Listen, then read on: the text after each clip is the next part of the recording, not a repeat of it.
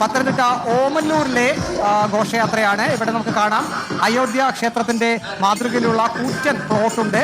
ഈ പ്ലോട്ടാണ് ഇപ്പോൾ മുന്നോട്ട് പോയിക്കൊണ്ടിരിക്കുന്നത്. ഇതിന്റെ പുറകിൽ ഉണ്ണിക്കണ്ണന്മാർ, ഒപ്പം തന്നെ ആ ഒരു ഘോഷയാത്ര നമുക്ക് കാണാൻ കഴിയും. പല ഇടങ്ങളിൽ നിന്നും എത്തുന്ന ഈ ഘോഷയാത്ര ഒരിടത്ത് സംഗമിക്കുകയും പിന്നീട് അതൊരു മഹാഘോഷയാത്രയായി മാറുകയും ചെയ്യും. പത്തനംതിട്ട ജില്ലയിലെ എല്ലാ ഇടങ്ങളിലും റാന്നി, കോഴഞ്ചേരി, വടശ്ശേരിക്കര ഉൾപ്പെടെ എല്ലാ ഇടങ്ങളിലും ഇത്തരത്തിലുള്ള ഘോഷയാത്ര ഇപ്പോൾ ആരംഭിച്ചിട്ടുണ്ട്. പ്ലോട്ടുകളാണ് ഏറ്റവും വലിയ പ്രത്യേകത. അത് കൂറ്റൻ പ്ലോട്ടുകൾ തന്നെയാണ് ഈ ഒരു ദിവസത്തേക്കായി തയ്യാറാക്കിയിരിക്കുന്നത്. ഒപ്പം തന്നെ ഈ ഘോഷയാത്ര നമുക്ക് കാണാൻ സാധിക്കും. അല്പസമയത്തിനകം ഓമല്ലൂർ ജംഗ്ഷനിലേക്ക് ഈ ഘോഷയാത്ര എത്തിച്ചേരും. അവിടെ പലയിടങ്ങളിൽ നിന്നുള്ള ഘോഷയാത്ര അവിടെ സംഗമിക്കും. അതിനുശേഷം മഹാഘോഷയാത്രയായി ഓമല്ലൂർ മാർക്കറ്റ് ഭാഗത്തേക്കായിരിക്കും ഈ ഘോഷയാത്ര പോവുക. സുജയ.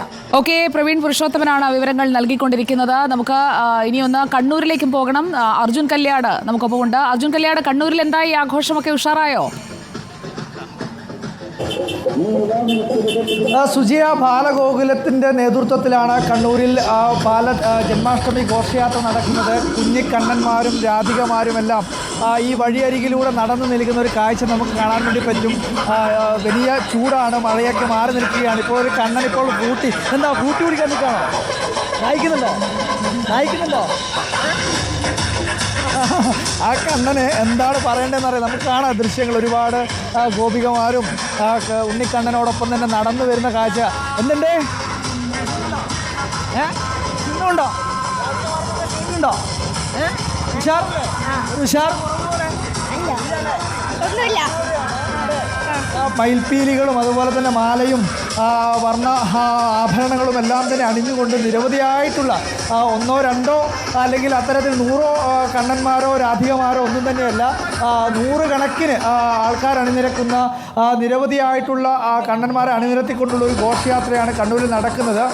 കണ്ണൂരിനെ സംബന്ധിച്ചിടത്തോളം കൃത്യമായ സുരക്ഷാ ക്രമീകരണങ്ങൾ ഉൾപ്പെടെ പോലീസിൻ്റെ ഭാഗത്തു നിന്നും ഏർപ്പാടായിട്ടുണ്ട്. നിരവധിയായിട്ടുള്ള മേഖലകളിൽ കണ്ണൂരിൽ ഇപ്പോൾ ഒരു കണ്ണൻ അച്ഛൻ്റെയും അമ്മയുടെയും ഇങ്ങോട്ടൊക്കെ കണ്ണ ഉണ്ണിക്കണ്ണ ഇങ്ങോട്ടൊക്കെ വാ ഇങ്ങോട്ടൊക്കെ ഹലോ പറഞ്ഞേ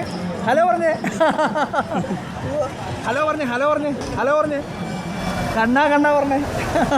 ഒരു ഉണ്ണിക്കണ്ണ, നല്ല ക്യൂട്ടായിട്ടുള്ളൊരു ഉണ്ണിക്കണ്ണനെ നമുക്ക് കാണാം. മയിൽപ്പീലിയൊക്കെ മുടിയിൽ ചൂടിക്കൊണ്ടാണ് ആ ഉണ്ണിക്കണ്ണൻ ഈ വഴിയരികിലൂടെ നടക്കുന്നത്. ഉണ്ണിക്കണ്ണന്മാരെ വഴി നടത്താൻ വേണ്ടി അച്ഛനും അമ്മയും കഷ്ടപ്പെടുന്നത് നമുക്ക് കാണാൻ വേണ്ടി പറ്റും.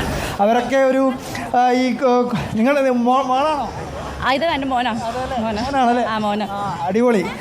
നിങ്ങളുടെയൊക്കെ ഒരു ആഗ്രഹം കൂടിയാണ്. അതെ. സന്തോഷം. ഈ കുട്ടികളോടൊപ്പം തന്നെ ഇങ്ങനെ വിവിധ പ്ലോട്ടുകൾ കൂടി ഇതിൻ്റെ ഭാഗമായി അണിനിരത്തുന്നുണ്ട്. ഒരു 16ഓളം പ്ലോട്ടുകൾ ഈ ഘോഷയാത്രയുടെ ഭാഗമായി അണിനിരത്തുന്നുണ്ട് എന്നുള്ള കാര്യമാണ് നമുക്ക് നേരത്തെ ലഭിച്ചിട്ടുള്ള അറിയിപ്പ്. ഇപ്പോൾ നമുക്ക് ഒരു പട തന്നെ, കണ്ണന്മാരുടെ ഒരു പട തന്നെ ഇവിടത്തേക്ക് എത്തിയിട്ടുണ്ട്. ഹലോ, പാട്ട് പാടിയ കണ്ണൻ്റെ ഒരു പാട്ട് പാടിയ കണ്ണൻ്റെ പാട്ട് പാടാൻ അറിയോ? ആർക്കറിയാം പാട്ട് പാടാൻ? കണ്ണൻ്റെ പാട്ട് പാടാൻ കിട്ടുവരെ കണ്ണൻ്റെ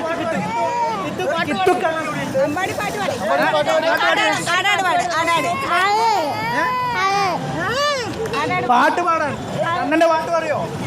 കണ്ണ ഓടിവാ പാടിയ കണ്ണ. ഉണ്ണിക്കണ്ണൻ ഒരു ബിസ്ക്കറ്റൊക്കെ തിന്നിട്ട് ഇങ്ങനെ ക്ഷീണിക്കുകയാണ്. നമുക്കിപ്പോൾ കാണാം ദൃശ്യങ്ങളിൽ. ഒരു ഹലോ പറഞ്ഞേ. നാണം കുടുങ്ങിയായിട്ടുള്ള കുറേ കണ്ണന്മാർ രാധികമാരൊക്കെ ഇവിടെ ഉണ്ട്. എന്തായാലും അടിപൊളിയായി നമുക്ക് ദൃശ്യങ്ങൾ കാണാം. രക്ഷിതാക്കളായിട്ടുള്ളവരുടെ ഇതെന്താ ലോലിപോപ്പ് തിന്നാണോ?